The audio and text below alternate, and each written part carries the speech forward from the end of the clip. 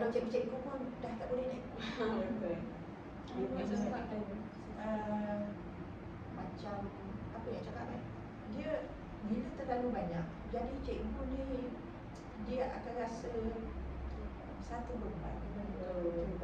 Macam pembangunan tahun berapa ke berapa ni, pasar ni, dia setiap tahun akan ada pasar. Dan sebenarnya orang atas ni dia kena tengok pada yang bawah, yang menerima. Dia tak boleh, itu orang kata kadang-kadang orang kementerian ni dia shock sendiri. Dia shock sendiri, nak marah-marah. Dan kita kena ingat, dia bila dekat sekolah, kita bukannya ada generasi yang muda. Bukan generasi yang muda saja. Kita ada orang yang semua generasi, peringkat umur.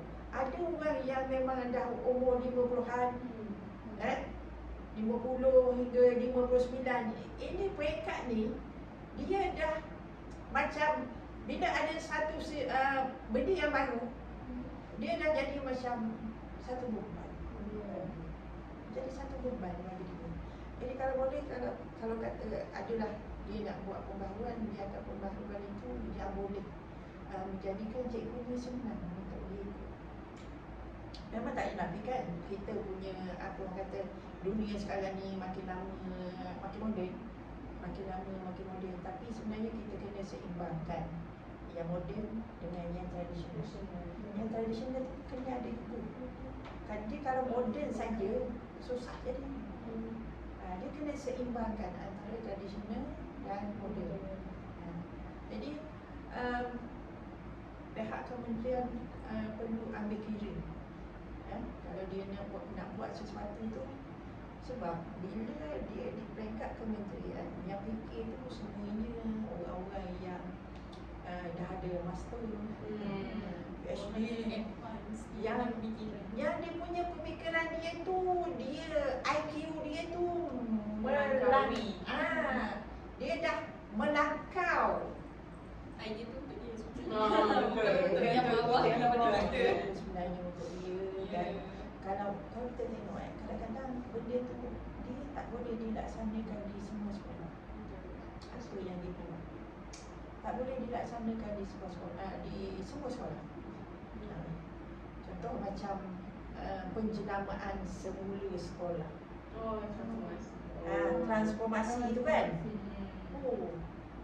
Setiap sekolah kena mentransformkan dia punya sekolah dia kepada nama yang baru, satu jenama yang baru. Dan juga dia bukan setakat jenama baru saja. Jadi dia sebut jenamanya tu, lepas tu dia ada dia punya tu lagi. Setiap daripada yang apa orang kata, suku kata dia tu ada dia punya tu, kena uraikan dia. Bila dah tu dah jadi BIGS, contoh BIGS, sekolah Bukit Amin, BIGS SM, gitulah. Semuanya dia jenamakan semula, dia transformkan pada satu nama yang lain, yang menyebabkan sekolah ni bila nak dapatkan nama itu, dia kena buat satu dia macam pertandingan lah. Pertandingan daripada cikgu sampai kepada anak murid. Jadi kadang-kadang benda tu sebenarnya dia rasanya macam tak ada benda pun yang berubah, sama je. Cuma bila dia sebut transform, dia dah jadi macam apa orang cakap, jadi macam ialah seiringlah dengan wawasan 2020. Seiringlah kononnya dengan tu. Tapi sebenarnya pembaharuan yang dibuat tu ada baiknya. Tak dinafikan. Mana yang baru, yang mana yang boleh ikut, kita ikut. Sebab kalau yang masih di bawah jabatan Kementerian Pendidikan, nak tak nak kau kena ikut. Jadi bila orang tanya transformasi ni dia ada banyak ni begitu, akhirnya kita sendiri pun tak tahu yang mana satu. Sebab kita ni sebagai pendidik, kita nak mendidik pelajar, bukannya kita nak kisah sangat. Walaupun benda tu sebenarnya ada kaitan dengan pendidikan, dia memang ada.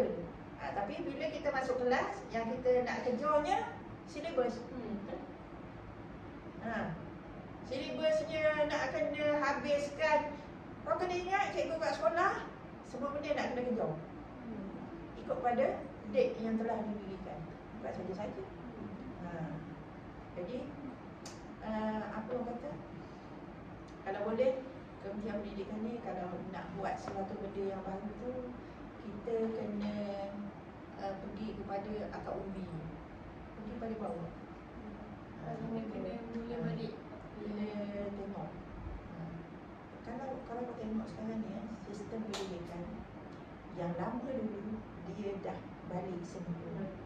Contohnya ujian lisan, BM, itu lama dulu dah ada. Lepas tu dia balik semula. Dah berapa tahun? Dah dalam 5 tahun ni. Tak sampai rasanya 5 tahun. Kau dah ada. Dia lebih kurang tu lah. Jadi benda yang lama ada semula. Kalau macam sekolah rendah, sekolah rendah pun sepatutnya kena ada satu peperiksaan yang besar untuk budak darjah 6. Begitu juga dengan tingkatan 3. Mesti ada satu benda yang, satu peperiksaan yang budak ni, pelajar ni, dia boleh menjurus ke arah sains ke arah akaun ke arah sastra ke, mesti ada. Sebab nanti senang. Bila perurusan kat sekolah, senang. Tingkatan 3, kalau budak tu dia boleh, kalau dia dapat A, dia boleh pergi priorisasi. Sekarang ni memang naik tingkatan 4, dia hanya berdasarkan pada peperiksaan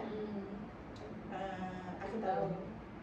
Jadi benda tu bila akhir tahun, kau kena ingat budak-budak ni dia tak bersungguh seperti Dia main je. Saya tak sebab jelas macam ada tingkatan. So aku tetap akan naik tingkatan juga. Jadi sebab dia memang dia akan naik tingkatan 4. Kalau SRP dulu kita ada satu gagal, engkau tak naik tingkatan 4. Stay lah. Tapi disebabkan oleh pembaharuan yang ada dalam sistem pendidikan, budak tu dapat 8F pun kau tetap naik tingkatan 4. Dan itulah cikgunya, itulah budak yang cikgu kena pulung. Bukan budak yang pulung, cikgu yang pulung. Macam mana untuk nak menjadikan budak ni dalam SPM sekurang-kurangnya dia lulus dan berjaya. Itu yang kadang-kadang tak kemudian nak kena tengok juga lah benda-benda yang macam Allah pada Alam. Okey, baiklah. Terima kasih cikgu. Kita telah pun sampai ke penghujung interview kita pada hari ini. Sekali lagi kami ingin mengucapkan terima kasih kepada cikgu atas kesudian untuk meluangkan masa dan berkongsi segala pandangan daripada cikgu. Segala maklumat yang diberi amatlah bermakna kepada kami dan memberikan banyak manfaat kepada kami. Itu sahaja daripada kami. Terima kasih. Sama-sama.